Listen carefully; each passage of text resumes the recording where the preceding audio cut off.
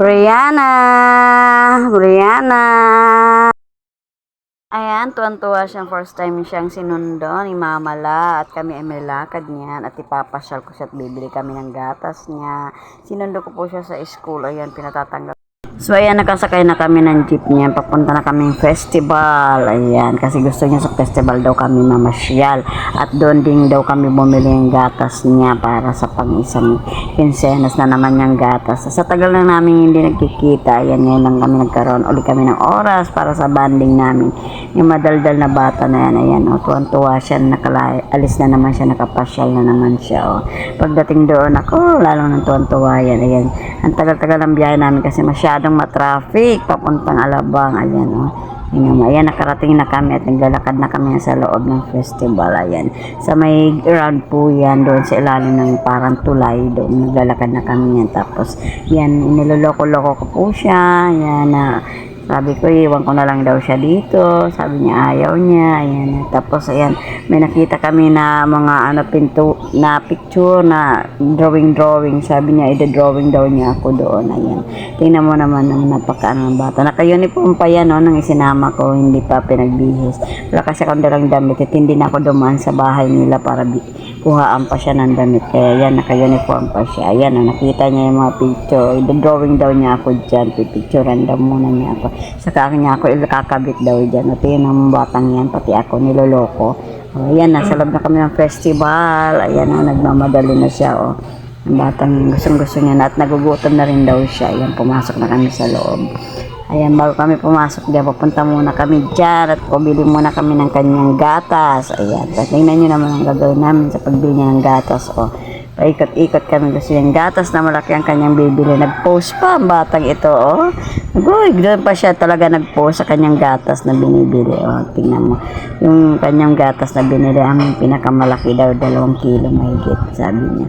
So, yan, nasabi ko, mag-ikot ka na at maghanap ka na ng ibabaunin mo ng mga biskwit sa eskulahan. Ayan, makikita mo siya, naghahanap na siya ng mga biskwit dyan. Iniwanan ako at siya ikot sa loob ng supermarket. Ayan, tingnan nyo naman ang gagawin niya sa lagayan ng supermarket. Akala mo alam na alam niya kung saan ang pwesto, no? Ang hinahanap niya dyan, yung kanyang diaper. Ayan, kasi nagda-diaper pa ang batang yan, lakas pa umihi sa gabi. Ayan, palibasa, malakas din uminom ng gatas.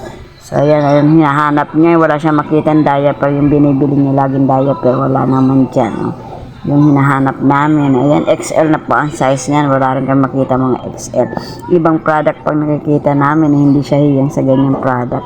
Ang hiyang niya lang po yung yung isang product na panty, na diretso panty. Ayun, ayan. Wala siya makita. Sabi ko, wag na tayong bumili. Sa labas na lang tayo bumili. Ikaw na ang bumili doon sa inyo malapit. Meron naman bilihin yan sa inyo. So, ayan, sabi ko, biskwit na lang ang hanapin mo kaya wala tayong makita para may pambaon-baon ka sa school. Ayan. So, ayan, nag-iikot yan. Busy po yan siya sa pag-iikot, sa paghahanap ng biskwit na kanyang bibili. Hindi lang biskwit ang binili niya, pati pa mga candy. Hindi na magkanda o gagat. Siya daw magdadala, bigat-bigat na nga. Nagpapesenta pang siya magbibit-bit. Pero hindi naman niya binitbit yan. Tingnan niyo naman ang gagawin niya sa basket na dala-dala niya. O, tingnan mo, ginawa niya sa sasakyan. O, itinulak-tulak niya. Ang bigat-bigat kasi niya, no? Tingnan mo naman, no? So, ayan, naghahanap siya ng biskwit. Ayan, ang bilis, oh. Tingnan mo, bata ito. Pag nakita to ng guard, lagot ka, bata, lagot ka dyan. Ayan, naghahanap siya dyan ng biskwit na bibilihin niya. Hindi niya alam kung anong biskwit ang kanyang bibilihin para sa kanyang baon. Ayan, tinuturuan ko po. Sabi ko, ayun, no? Kunin mo, ayun. O, ayan, may kukunin siya. Ewan ko kung anong biskwit yun. Ayan, kumuha siya ng isa. Ayan, pambaon daw niya sa school kasi bawal daw ang pera sa kanila sa school. Kaya biskwit lang daw. Tsaka bawal din daw ang juice, tubig lang daw po ang kailangan na baon sa school. Pero kumuha pa rin siya dyan ng baon na na Yakult kasi gusto daw niya ang Yakult. Ayan, tingnan mo. Para lang naglalaro ang batang ito. Kung ano-ano ang ginagawa sa basket. Pag nasira yan, sige ka. Ayan, nagpunta siya sa mga stick. Oh, ayan, kukuha daw siya ng stick. Ang gusto yung malaki pa, oh. Pinili pa yung malaki tapos napunta sa maliit. Talaga nga ng batang ito, napaka-hyper na bata. Ang pinakamadami niya napili dyan, nakuha dyan ng pagkain ay mga candy kadalasan dyan. Ayan, oh.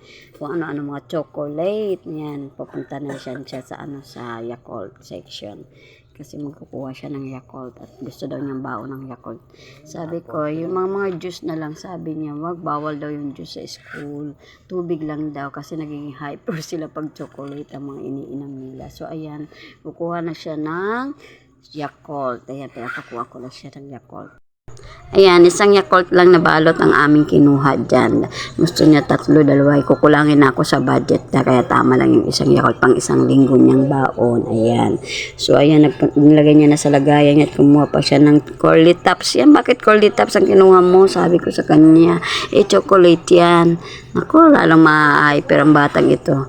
Ayan, may gusto pa siyang kunin. Pagkatas namin ko, bumili dyan sa grocery, ayan, nagutom na ang bata, nakikain na siya. Ayan, pumunta kami sa Jollibee at kami umorder.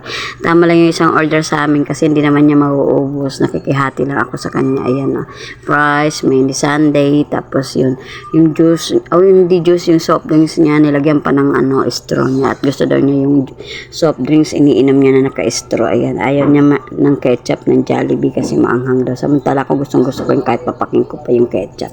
Ayan, ako lang masyadong kumakain dyan kasi ayaw nga niya. French fries lang gusto niya kaya yung mini sundae. So, masarap pag kasama to kasi ikaw magbubusog dahil makauubos mo ang pagkain niya, siya hindi. Hanggang price lang siya. Ayan. Maya-maya matatapos na kami niyan at kami uuwi na rin. Ihatid ko na siya sa kanilang bahay. At susunod na naman kami magkikita. Mga 1 month before na naman kami magkikita ng batang yan. Yan, so, susunduin ko na naman yan siya sa susunod na pagpunta ko sa kanila doon sa school niya. Yan, tuwan-tuwa na siya dahil nakapasyal na siya, nagkaroon pa siya ng yung gatas niya. At yan lang lagi ang hinahiling niya, yung gatas kasi ang batang niya malakas dumede, malakas gumatas, hindi mahilig sa kanin pero gatas, nakakailang timpla yan ng bago inumin niya. Ayan, tingnan mo yung batang yan, sarap na kumain yan. So, ayan na nga po, ayan, yung binili namin tanghulo kasi nagpabili siya ng tanghulo. Masyado siya na-curious doon sa pinanonood niyang TikTok yung tanghulo. Yung sinasawsaw parang sa yelo. Tapos matamis. Ayan, tinago niya na kahit ayaw niya na. Pinauubos niya na sa akin ang kanyang price. At yan, at mauubos na rin.